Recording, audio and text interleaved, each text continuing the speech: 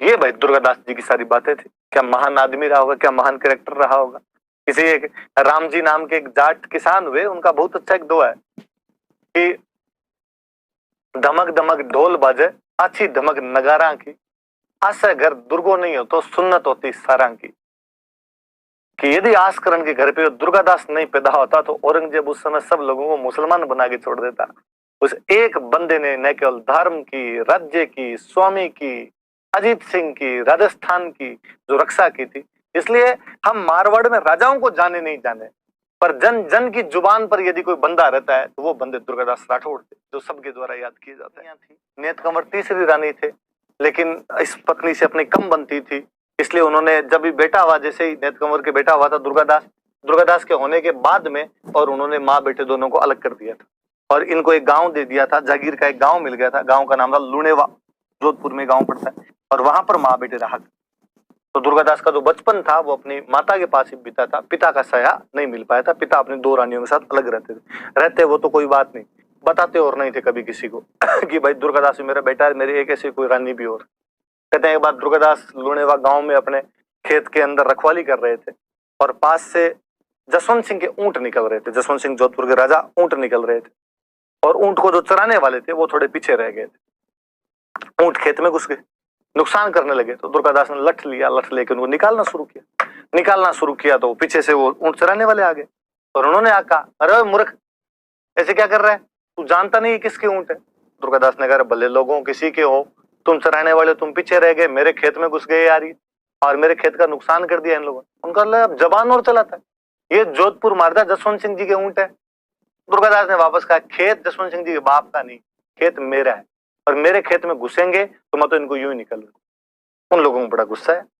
भारत में ये एक बड़ी प्रॉब्लम है कि यदि किसी छोटे मोटे आदमी का हाथ ऊपर हो तो आदमी दूसरे को जीने नहीं देता। और उन्होंने कहा, तू जानता नहीं हम किसके आदमी, हम जोधपुर महाराजा के आदमी, जसवंत सिंह जी के आदमी। दुर्गादास ने कहा, तुम अब किसी के होगे, मुझे इससे कोई मतलब नहीं, मैंने निकाल दिया। इस बात में थोड़ी तू में अभी थोड़ी झड़प हुई और कहते दुर्गादास ने तलवार निकाली, एक आदमी को मार दी। दूसरे वाले ने जैसे ही मरते हुए पहले को देखा तो दूसरे वाला तो भाग गया वहां।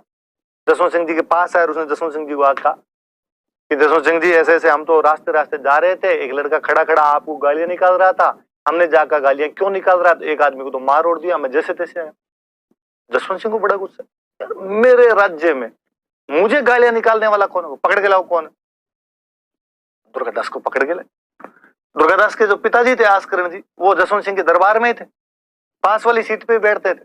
उन्होंने देखते पहचान और लिया कि मेरे वाला है, लेकिन फिर भी बोले नहीं, चुपचाप ही बैठे रहे। उधर जसवंत सिंह ने पूछा, क्या नाम है तेरा? दुर्गादास राठौड़। पापा क्या नाम? आपके जो पास बैठे हैं यही है।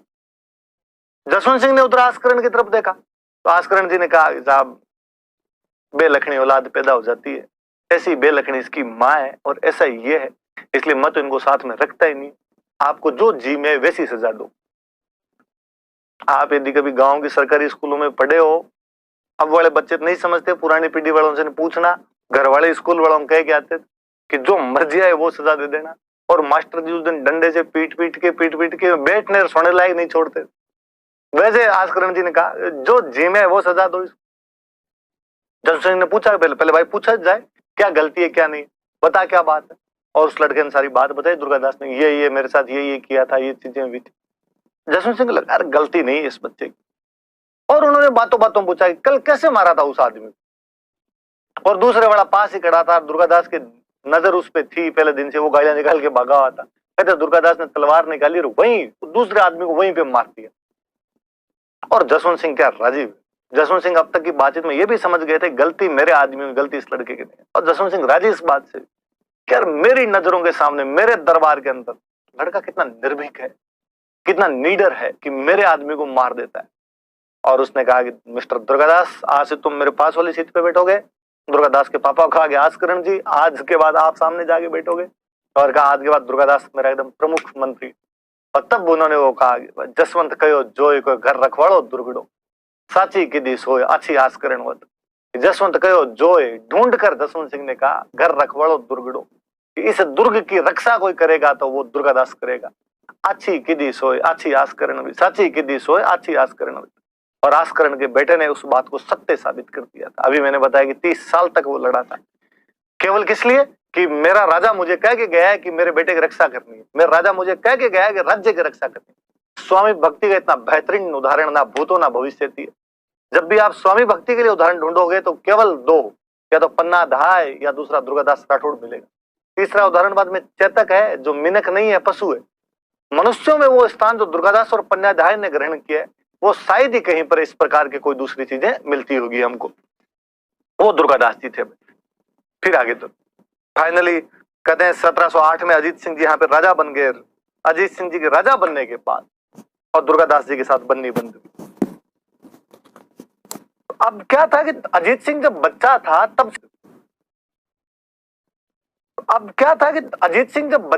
तब से संभालता कौन था जोधपुर को? दुर्गादास। संधि करनी है तो कौन करेगा? दुर्गादास। कहीं लड़ाई करने जाना तो कौन जाएगा? दुर्गादास। अब अजीत सिंह जी राजा बन गए 1708 के देवारी पैक्ट के बाद, राजा वाली गद्दी पे बैठते हैं, दुर्गादास जी पास में बैठते हैं।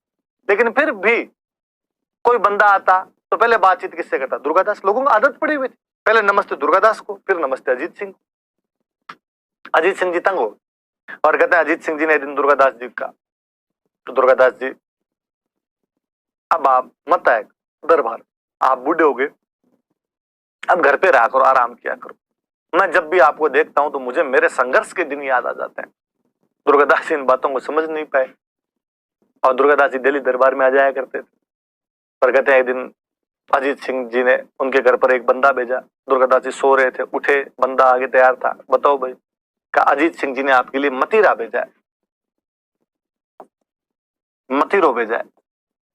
दुर्गादास जी इसका मतलब समझ रहे थे, वो सिंबल था एक, मतीरो, मत रहो, यहां मत रहो, अब मुझे मत दिखो यहां से।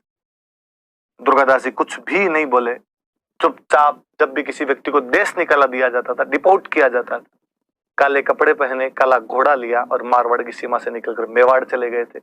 मेवाड़ में अमर सिंह सेकंड राजा हुआ करते थे, उधर अमर सिंह सेकंड के पास में चले गए। उन्होंने उनको बाद में एक तो विजयपुर की जागीर दे दी थी और एक रामपुरा की जागीर दे दी थी। ये 2 जगह दे दी थी। बाद में दुर्गादास जी वहीं रहे थे।